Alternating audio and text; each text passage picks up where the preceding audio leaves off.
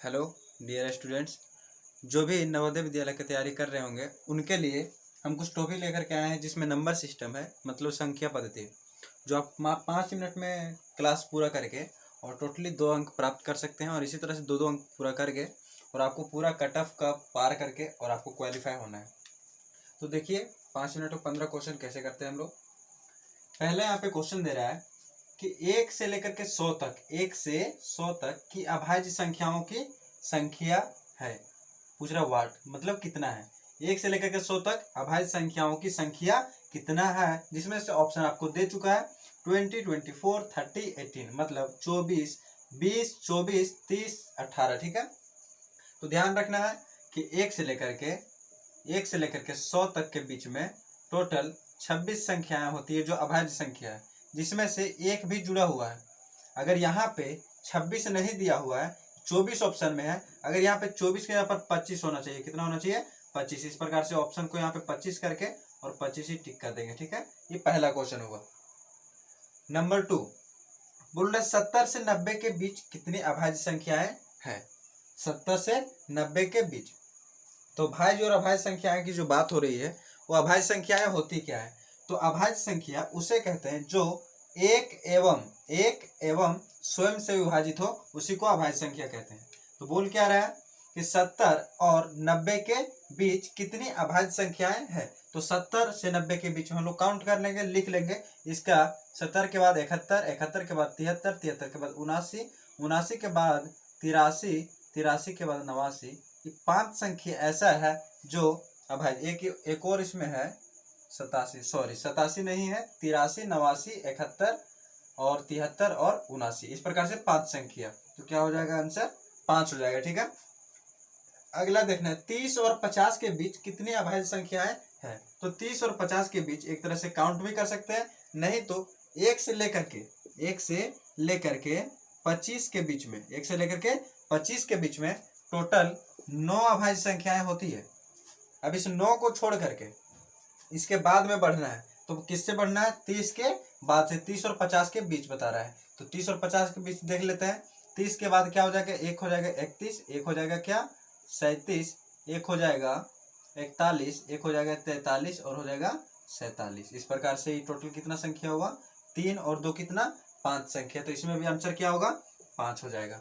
ठीक है, अगला बोल रहा है कि 1 से 7 तक की संख्याओं में, 1 से लेकर के 7 तक की संख्याओं में कितनी अभाज्य संख्या है। तो 1 से 7 के बीच देख लेंगे। 1 के बाद कौन सा आ जाएगा? 2 आ जाएगा, 3 आ जाएगा, उसके बाद 5 आ जाएगा और इसके अलावा कुछ भी नहीं है। ठीक है, तो 1 से 7 तक, 1 से बोल रहा है 7 तक, मतलब एक उसमें जो 7 इसको भी ऐड कर लेना है। क्या करना है? उसको भी ऐड कर लेना है। तो क्या हो जाएगा? 2, 3, 5, 7। ठीक है, एक को नहीं छोड़ना है, नहीं तो अगर एक जोड़ता है तो हो जाएगा कितना? 5। ठीक है, तो इसका आंसर क्या हो जाएगा? इसका भी आंसर 5 हो जाएगा। बोल रहा है निम्न में से कौन सी अभाज्य संख्या है।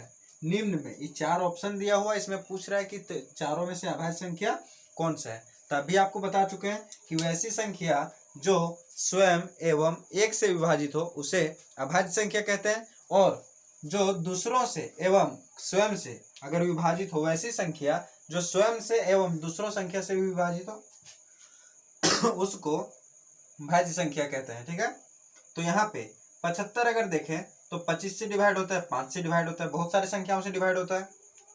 83 को देखें तो 83 भी बहुत सारी संख्याओं से डिवाइड नहीं होता है। ठीक है, लेकिन 80 20 से डिवाइड होता है, 10 से डिवाइड होता है।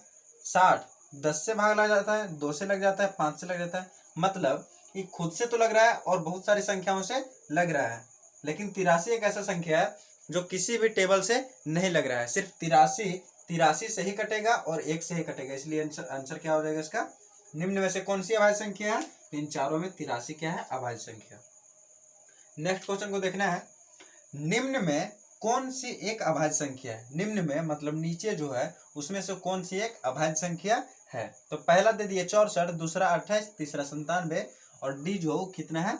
24। तो इस प्रकार से डी पहला चेक करते हैं। 64 जो 4 से डिविजिबल है, 2 से डिविजिबल है, बहुत सारी संख्याओं से डिविजिबल है। 28 से देखेगा तो 2 से भी भाग लग रहा है, 4 से भी भाग लग रहा है, 7 से भी भाग लग रहा है। 24 को देखें तो 2 से भी लग रहा है, 4 से लग रहा है, 6 से लग रहा है, तो अपने से तो कट रहा है 24, 24 से भी भाग लग रहा है, और 24 जो 2 से भी भाग लगता है, 4 से भी भाग लगता है और 6 से भी। लेकिन 97 एक ऐसा संख्या है इसमें जो 97 के अलावा, मतलब 97 खुद 97 के अलावा किसी और से नहीं कटता है। तो इसका आंसर क्या हो जाएगा 97। ध्यान में रखना है अच्छा से, इसको समझना बढ़िया से। 2 अंकों की सबसे छोटी, 2 अंकों की सबसे छोटी अगर देखें तो 2 अंकों की सबसे छोटी संख्या बोला जाए, छोटी संख्या तो होता है 10, सबसे छोटी संख्या 10। लेकिन बोल रहा है छोटी अभाज्य संख्या, तो 10 तो अभाज्य नहीं है। क्यों? क्योंकि 10 अपने आप से भी कटता है और 2 से भी विभाजित हो जाता है, ठीक है, 5 से भी विभाजित हो जाता है। तो अपने से तो कट रहा है और दूसरे से भी कट रहा है, तो क्या होगा, नहीं हो सकता है। 10 के बाद आगे बढ़ेंगे तो 10 से 11, 10 से 11, 11 एक ऐसा संख्या है जो 2 अंकों की सबसे छोटी अभाज्य संख्या है। उसके बाद है कौन सी सम संख्या अभाज्य है। इसमें से चारों सम संख्या दिया हुआ है, जितनी भी सारी संख्याएं होती है उसमें कोई भी सम संख्या कभी भी वह अभाज्य संख्या नहीं हो सकती है। लेकिन अपवाद में आता है 2 को छोड़ करके बाकी सारी जो भी संख्याएं होती है, जो सम संख्या होती है, वह कभी भी अभाज्य संख्या नहीं हो सकती, क्योंकि 2 के बाद जो आता है 4, 6, 8, 10, 12, 16 जो भी आता है वह 2 से हमेशा विभाजित रहता है और अपने आप से भी, मतलब खुद से तो रहता है और दूसरों से भी रहता है, इसलिए वह हमेशा भाज्य संख्या रहता है। अगला है 9 नंबर, निम्न में कौन सी अभाज्य संख्या नहीं है। नीचे जो है वो चारों में कौन सा ऐसा संख्या जो अभाज्य संख्या नहीं है, तो देख लेते हैं पहले।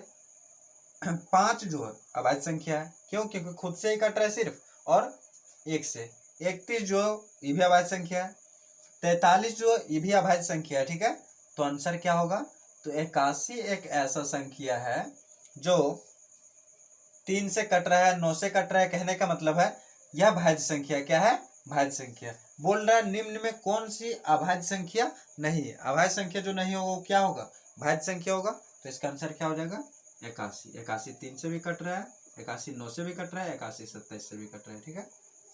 अगला बोल रहा है कि 11 से 20 तक, 11 से 20 तक कितनी भाज्य संख्याएं है। 11 से 20 तक तो काउंट कर लेंगे। 11 से बोल रहा है तो 11 को भी लेना है, 11 को ले लेंगे, 13 को ले लेंगे, उसके बाद क्या 17, उसके बाद क्या 19, टोटल कितना संख्या हुआ 4। तो इस प्रकार से ऑप्शन नंबर बी को हम लोग आंसर कर देंगे, ठीक है।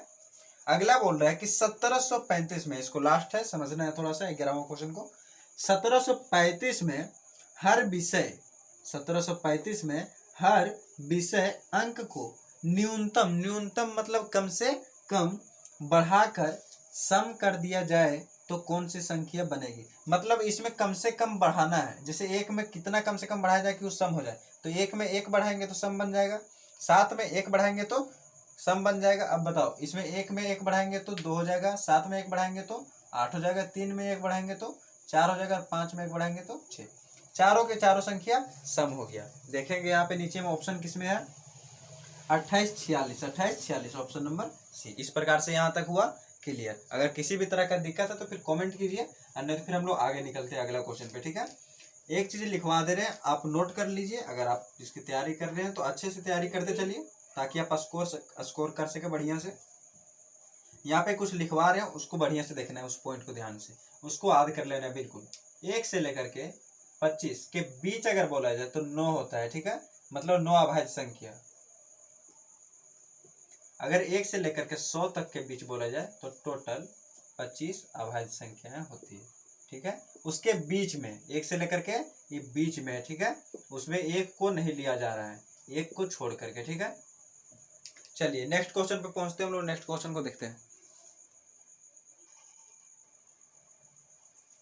चलिए तो नेक्स्ट क्वेश्चन देखना है।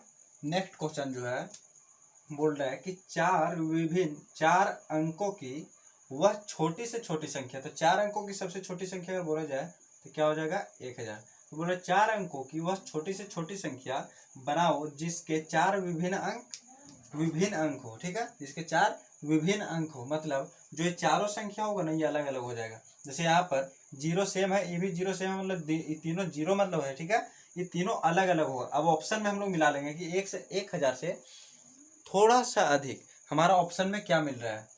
अगर इसको देखे तो 7,000 हो जा रहा है, इसको देखे तो 5,000 हो जा रहा है, इसको देखे तो 3,000 हो जा रहा है। 1,000 के नजदीक में कौन सा आ रहा है, 1357। निश्चित रूप से ये तीनों होगा नहीं, ठीक है, तो क्या हो जाएगा 1357, ठीक है। अगला जो है बोल रहे 4 अंकों की वह छोटी से छोटी संख्या, 4 अंकों की वह छोटी से छोटी संख्या जिसके सभी अंक सम हो, जिसके सभी अंक सम हो। तो देखना है ऑप्शन में सम वाले संख्या कौन कौन है। जीरो को सम संख्या भी फिलहाल में नहीं लेना है, सम और विषम इसमें कोई डिसीजन नहीं है, अभी तक क्लियर हुआ है, ठीक है। तो जीरो को नहीं लेना है, जीरो वाले जो भी है वह नहीं हो पाएगा। उसके बाद इसमें देखें तो यहाँ पे 3 जो है यह एक विषम संख्या, क्या है, विषम संख्या। और ये क्या बोल रहा है कि जिसके सभी अंक क्या होना चाहिए, सम होना चाहिए। जो पहला नंबर में क्या है, चारों के चारों सेम, 2 2 2 2। ये नहीं बोल रहा है कि दोनों एक हो या चाहे 2, चारों के चारों सम संख्या होना चाहिए, ठीक है। और वह क्या होना चाहिए, 4 अंक की वह छोटी से छोटी। अगर बड़ा बोला जाता तो कुछ और लेते। अगला जो है बोला 4 3 0 3 0 2 8 का प्रयोग करते हुए छोटी से छोटी संख्या बनाना है।